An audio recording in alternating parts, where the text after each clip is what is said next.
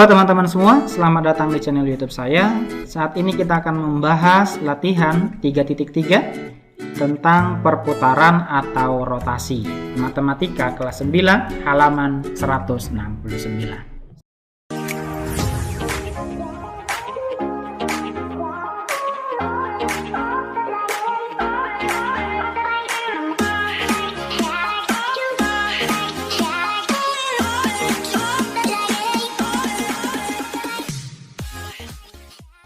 Nomor 1, jelaskan apakah gambar yang berwarna biru merupakan hasil rotasi dari gambar yang berwarna merah. Jika ya, dapatkan berapa besar sudut rotasi dan bagaimana arah dari rotasi tersebut. Nah, ini 1A ya. Ini yang biru hasil rotasinya dan yang merah itu benda awalnya. Apakah ini merupakan hasil rotasi? Yang biru merupakan rotasi daripada warna merah? Bukan ya, ini bukanlah rotasi, melainkan ini adalah pergeseran, gitu ya, digeser. Berikutnya yang B. Nah, ini apakah yang merah menghasilkan rotasi yang biru? Apakah ini merupakan perputaran rotasi? Ya, ini adalah merupakan perputaran atau rotasi. Ini dia diputar berlawanan ya, berlawanan arah jarum jam, sebesar 90 derajat. Oke. 1C, apakah ini merupakan perputaran? Ya, ini merupakan perputaran atau rotasi ya. Diputar berlawanan arah jarum jam sebesar 180 derajat. Nah, itulah dia jawaban nomor 1. Nomor 2, segi 4 PQRS berkoordinat di P 2,-2, Q 4,-1, R 4,-3 dan S 2,-4. Gambarlah bayangan PQRS pada rotasi 90 derajat berlawanan arah jarum jam yang berpusat di titik asal. Yuk kita gambar. Nah, di sini saya sudah buat segi 4 PQRS-nya. Ini bentuknya adalah gambar jajar genjang yang akan dirotasikan terhadap titik pusat 0,0 dan berlawanan arah jarum jam. Nah, ini bendanya diputar berlawanan arah jarum jam 90 derajat, berarti nanti bendanya di sini ya. Nah, diputar ke atas, berarti ini nanti bendanya di sini ya. Oke, berarti kalau dia di P 2,-2 nanti berarti di sini bayangannya ya kan. Di sini P aksennya di 2,2. Kalau di sini 4,-1 Q-nya nih 4,-1, kalau kita bisa buat seperti ini jadi ini persegi panjang tidur ya. Ini berarti nanti dia ke sini. Nah, ini dia jadi berdiri. Berarti nanti Q-nya itu di 1,4. Nah, coba perhatikan. Yang tadinya 2,2 dan 1,4. Rumusnya jadi bagaimana? Perubahannya bagaimana? Ya, menjadi min y, x ya. Yang tadinya x, y berubah menjadi min y, x. Nah, ini dia. Kalau dia 90 derajat berlawanan arah jarum jam ya. Ini. Oke. Berarti kita bisa cari yang lainnya, R-nya di 3,4. Nah, di sini 3,4. Ini R-nya 3,4. Berarti S-nya di 4,2. 4,5 di sini. Nah, inilah dia bayangannya. Oke, kita gambar. P ke Q, Q ke R, R ke S, S ke Q. Nah, inilah dia hasil rotasi atau perputaran PQRS. Seperti itu ya. 5 minutes later. Nomor 3, salinlah segitiga WAN berikut, kemudian rotasikan segitiga tersebut sebesar 90 derajat searah jarum jam yang berpusat di titik H. Oke, ini WAN-nya dan ini titik pusat rotasinya. Oke, sekarang kita buat dulu sumbu simetri yang ada di pusat ini ya. Ini saya buat seperti ini. Oke, berikutnya yang horizontalnya totalnya seperti ini. Nah, katakan inilah dia pusat rotasinya sekarang di sini titik H. Nah ini. Nah, berarti kita akan rotasikan ini 90 derajat searah jarum jam ya. Searah jarum jam berarti dia ke sini ya arahnya. Nah, gitu. Oke, nah ini kita ambil seperti ini, kita hubungkan. Nah, ini kan dia landscape nih. Berarti nanti N-nya itu rotasinya itu jadi portrait seperti ini. Ya, nah inilah. Ibaratnya di sinilah dia N-nya. N aksen. Nah, gitu ya. Oke. Berarti nanti A-nya juga di atas ya. Ya. Berarti nanti A-nya di sini, sekitar di sini A-nya. Nah, inilah dia A aksennya. Berarti kalau W-nya di sini ya. Nah, anggaplah di sini. Nah, inilah W aksennya. Nah, inilah akan menjadi bayangannya. Nih, W A N. Nah, kira-kira seperti inilah nanti hasil rotasi 90 derajat searah jarum jam yang diputar oleh yang berpusat di titik H. Oke, nah seperti inilah nanti perputarannya. Seperti itu ya, itulah jawaban nomor 3. Nomor 4, gambar bayangan rotasi setiap bangun berikut dengan sudut 90 derajat jika diketahui arah dan pusat rotasi. Tentukan koordinat titik-titik bayangannya. Segitiga WAN dengan W-4,1, A-2,1, dan N-4,3. Berlawanan arah jarum jam dengan pusat rotasi di titik N. Yuk kita gambar. Nah, di sini saya sudah buat segitiga WAN-nya, ya, WAN-nya dengan pusat rotasi di sini, ya, pusat rotasi di titik N. Sini ya. Kita buat dulu sumbu yang barunya sebagai pusat di N. Nah, ini saya buat seperti ini.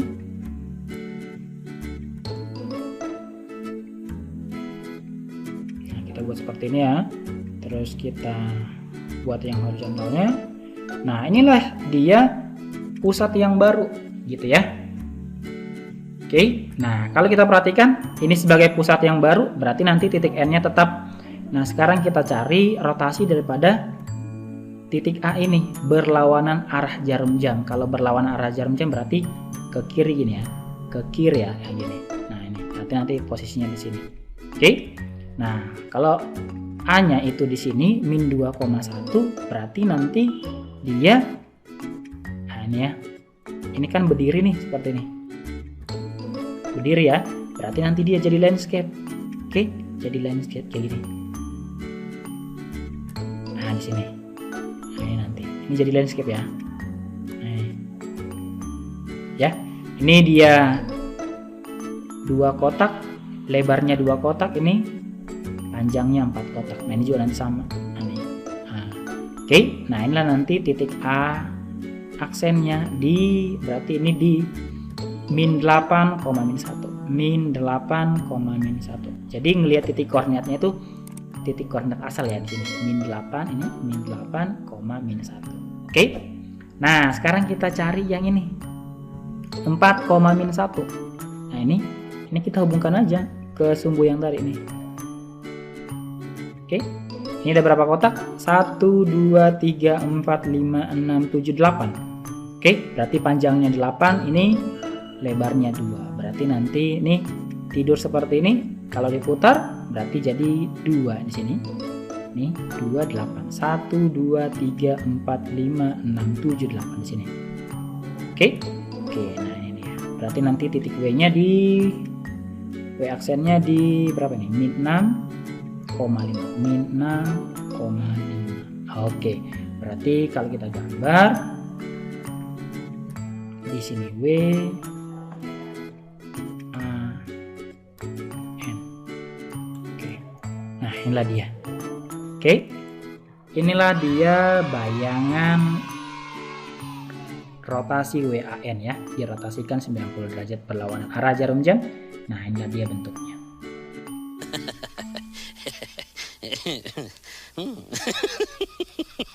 Nomor 5, gambar bayangan transformasi untuk setiap segitiga berikut dengan mencerminkan garis pada garis yang diketahui. Bayangan akhir dari setiap bangun juga merupakan hasil rotasi. Tentukan koordinat bayangan dan sudut rotasi. Nah, yang A, segitiga TUF dengan titik koordinatnya ini direfleksikan pada sumbu Y, dilanjutkan ke sumbu X. Oke, ini berarti hasil akhirnya merupakan hasil rotasi. Oke, di sini saya buat yang A. Oke, kalau dia T-nya itu 4,0, kalau dicerminkan terhadap sumbu Y berarti sumbu X-nya yang berubah. Berarti ini min 4,0 ya. Berikutnya akan dicerminkan terhadap sumbu X. Berarti nanti T aksen-aksennya berubah menjadi Y-nya yang berubah ya. Berubah menjadi 4,0. Oke. Nah, kalau kita perhatikan dari 4,0 min 4,0 kembali lagi 4,0. Berarti dia diputar berapa derajat?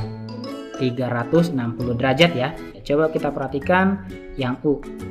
Kalau U-nya 2,3 berarti ini juga sama nanti. T aksennya berubah menjadi 3,-2. Terus kalau dicerminkan lagi berarti T aksen U aksen-aksen ini U aksen ya. U aksen-aksen berubah menjadi 2, ini menjadi tadi harusnya min 2,3, maka ini menjadi 2,3. Nah ya, diputar 360 derajat. Begitu juga dengan yang V 1,2,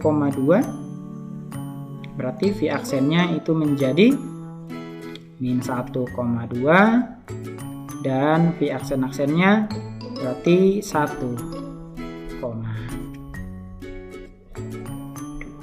Oke ya, berarti diputar 360 derajat.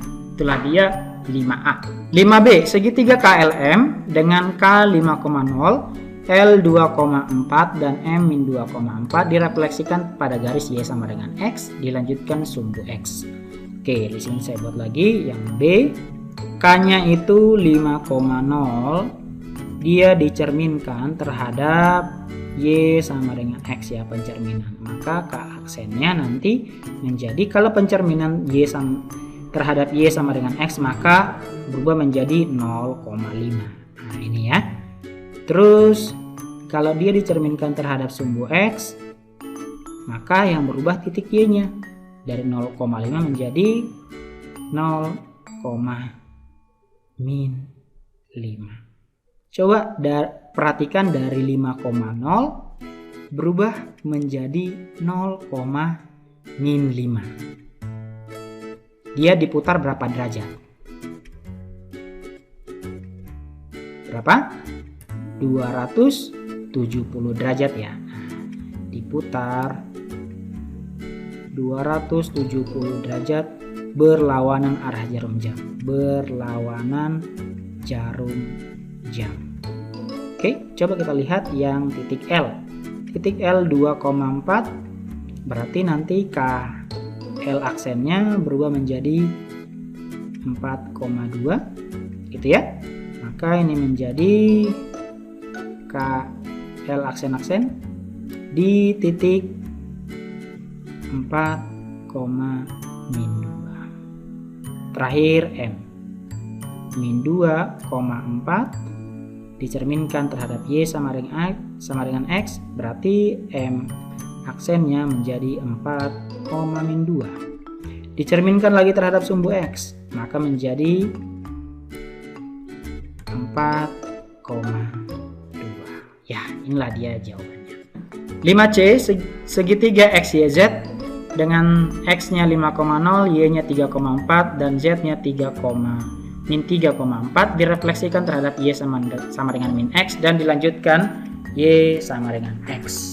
Oke, saya buat di sini. Yang C-nya berarti titik X-nya itu 5,0 dicerminkan terhadap Y sama dengan min X. Nah, berarti ini berubah menjadi 0,-5 ya. Nah, ini. Oke, 0,-5. Terus dicerminkan lagi terhadap Y sama dengan X. Berarti 5 min 5,0. Oke, dari 5,0 berubah menjadi 0,-5 berubah menjadi min 5,0. Berarti dia diputar 180 derajat searah jarum jam ya, searah jarum jam. Berarti nanti di Y-nya juga sama. Berarti kalau Y-nya 3,4 dicerminkan terhadap Y sama dengan min X berubah menjadi min 4,3 dan dicerminkan terhadap Y sama dengan X menjadi 3,4 ya. Terakhir di Z min 3,4 dicerminkan terhadap Y sama dengan min X menjadi min 4,3. K ini menjadi 3,4. Oke. Oh, ini ada kesalahan. Ini harusnya min 4,-3. Min 4,-3 berarti ini min 3,-4. Oke. Nah, ini udah benar. Itulah dia jawaban nomor 5. Nomor 6, diketahui segitiga JKL seperti pada gambar di bawah ini. Ini JKL-nya. Rotasikan segitiga JKL dengan sudut 90 derajat searah jarum jam dengan pusat rotasi di titik asal 0,0. Berapakah koordinat titik sudut dari segitiga J aksen, K aksen, L aksen yang merupakan bayangan dari segitiga JKL? Oke, ini kita rotasikan 90 derajat searah jarum jam terhadap titik pusat 0,0.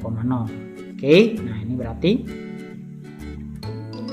nanti hasil rotasinya itu gini ya, ke kanan. Oke, sekarang kita lihat hasil rotasinya 90 derajat ya. Berarti kalau K-nya itu di sini di min 2,3 berarti nanti hasilnya di 3,2 di sini. Oke, 3 di sini K-nya 3,2. Coba lihat perubahannya. Berubah menjadi yang tadinya min 2,3 berubah menjadi 3,2. Berarti dia kalau X, Y ini berubah menjadi Y, min X. Nah, ini dia. Berarti kalau J-nya ini adalah 5, min 5,4 maka bayangannya nanti di 4,5 ya. 4,5 di sini. Dan L-nya di 1,4 di sini. Oke, inilah dia bayangan daripada JKL. Ini L-nya, L aksen, K aksen di 1,4, terus J-nya di 4,5. Oke, itulah dia jawaban daripada 6A. 6B, rotasikan segitiga JKL dengan sudut rotasi 180 derajat searah jarum jam dengan pusat rotasi di titik asal 0,0. Berapakah koordinat titik sudut dari segitiga J aksen, L aksen, J aksen, J aksen, K aksen, dan L aksen yang merupakan bayangan dari segitiga JKL? Nah, yang B diputar 180 derajat masih searah jarum jam. Berarti K-nya nanti berubah menjadi di sini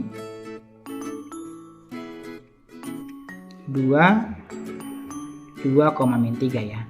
Nah, ini K aksennya di 2,-3. Oke, ini yang B. Saya buat sini yang B.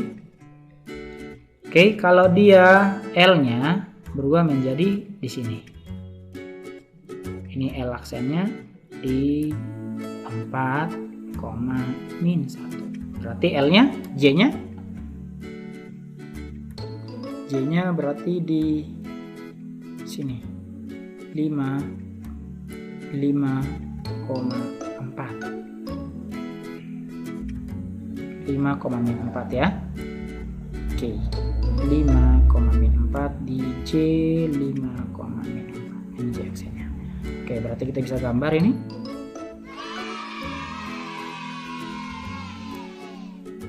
Oke, itulah dia jawaban daripada 6B. Nomor 7, diketahui segitiga RST dengan koordinat titik sudut di R 3,6, S 5,2 dan T-nya 3,3. Gambar bayangan hasil transformasinya jika diketahui segitiga tersebut: A. Dirotasi 90 derajat searah jarum jam yang berpusat di titik asal, kemudian dicerminkan terhadap sumbu Y. Oke, kita buat dulu ya.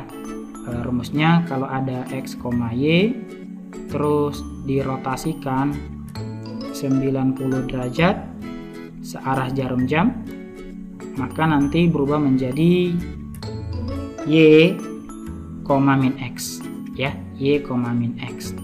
Jika dilanjutkan lagi terhadap pencerminan atau refleksi terhadap sumbu Y, maka berubah menjadi min Y, min X. Nah, inilah nanti hasil akhirnya. Oke, kita buat 7A. 7A ini ya, R-nya itu di 3,6. Dirotasikan, ini rotasi yang pertama, rotasi, maka berubah menjadi Y, min X, 6,-3. Terus dicerminkan, refleksi terhadap sumbu Y, maka menjadi min 6,-3. Oke. Nah, inilah dia. Oh, ini 6, min 6,3. Oke, udah benar ya. Maka ini menjadi yang S-nya, kalau S-nya min 5,2, nanti dirotasikan menjadi Y, min X 2,5. Terus dicerminkan terhadap sumbu Y, titik X nya berubah menjadi min 2,5. Oke, yang T sekarang, T nya 3,-3 dirotasikan menjadi Y, min X min 3,-3. Terus dicerminkan terhadap sumbu Y, X nya yang berubah 3,-3. Nah, inilah dia hasil transformasi daripada 7A. 7B, dirotasikan 90 derajat berlawanan arah jarum jam yang berpusat di titik asal, kemudian didilatasi dengan faktor skala 2 yang berpusat di titik asal. Oke, berarti ini kalau dia, saya buat di sini yang B, kalau dia X, Y dirotasikan ini RT ya, dirotasikan 90 derajat berlawanan arah jarum jam, saya buat BAJ, maka nanti hasilnya menjadi di min Y, X ya. Terus dilanjutkan dengan dilatasi di faktor skala ini 0,2 gitu ya. Ini pusat 0,0 dengan faktor skala 2. Berarti nanti bayangannya menjadi 2 kali aja. 2 kali daripada min Y, X. Oke, itulah dia. Nah, kita bisa jawab berarti yang R-nya, kalau R-nya di 3,6, maka rotasinya menjadi di min Y, X, min 6,3. Terus didilatasi dengan faktor skala 2, maka ini berarti min 12,6. Oke, sekarang yang S-nya, kalau S-nya min 5,2, maka dirotasikan 90 derajat berlawanan arah jarum jam di min Y, X, berarti min 2, min 5. Terus diperbesar 2 kali, berarti min 4, min 10. Yang terakhir yang di T, T-nya itu 3, min 3, berarti min Y, X 3,3 ini ya, diperbesar 2 kali menjadi 6, nah inilah dia 7B.